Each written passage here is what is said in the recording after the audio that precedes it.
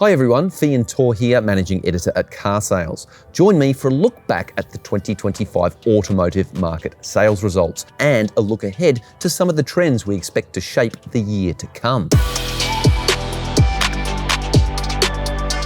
The Australian automotive market closed out 2025 on a strong note, with just over 100,000 new vehicles finding owners in December, up around 2% on the same month last year. That late surge helped push the industry to a new annual record for the third year in a row. Not bad given all the cost of living pressures. While new vehicle demand has been tipped to cool for some time now, new makes and models were a major contributor to the market's record-breaking result. One of the clearest examples of that is where vehicles are manufactured. Chinese-built vehicles are now the second largest source of new cars registered in Australia, leapfrogging Thailand. In fact, the top 4 countries of origin now account for more than 80% of all new vehicles sold locally. When it comes to the brand leaderboard, it's a familiar story at the top of the table. For the 23rd year in a row, Toyota remains Australia's best-selling new car brand by an overwhelming margin, with just shy of 240,000 vehicles delivered in 2025. Now, it marks the second best year on record for the Japanese brand, and with key additions to its core lineup landing in 2026, we're likely to see that momentum continue. Ford held on to second place once again, despite sales dropping by 5.5% year on year.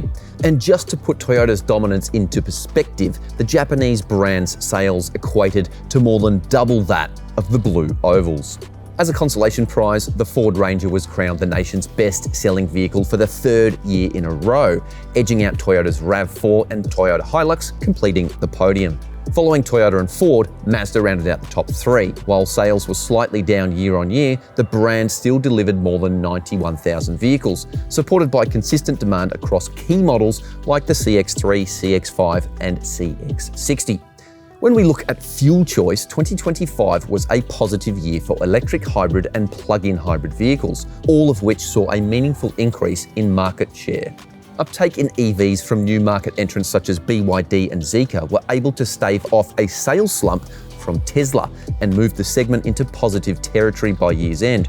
EVs now account for 8.3% of all new vehicles registered last year. The real shift, however, came from plug-in hybrids. More than 53,000 were delivered in 2025, representing a huge 130% year-on-year increase.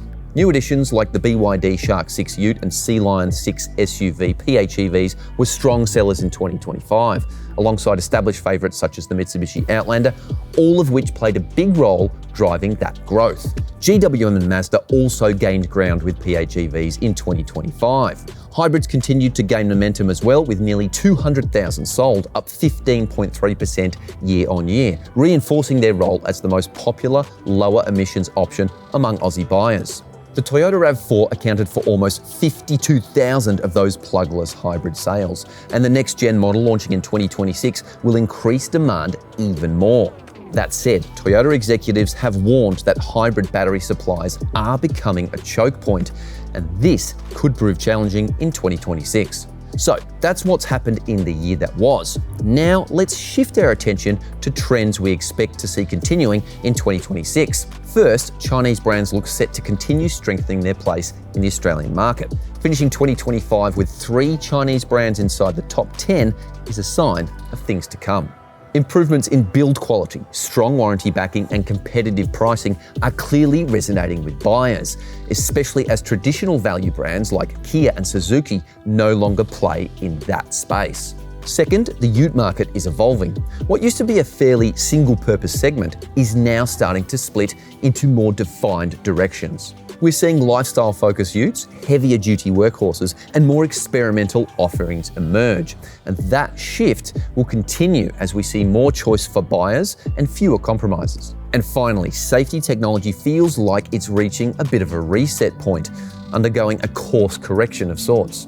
After years of feedback around intrusive alerts and overactive safety systems, manufacturers are starting to refine how these features work day to day. In our testing, vehicles with smoother lane guidance, subtle driver attention warnings, and more intuitive adaptive cruise control systems are standing out, and we expect more brands to follow that lead as ANCAP expectations continue to evolve.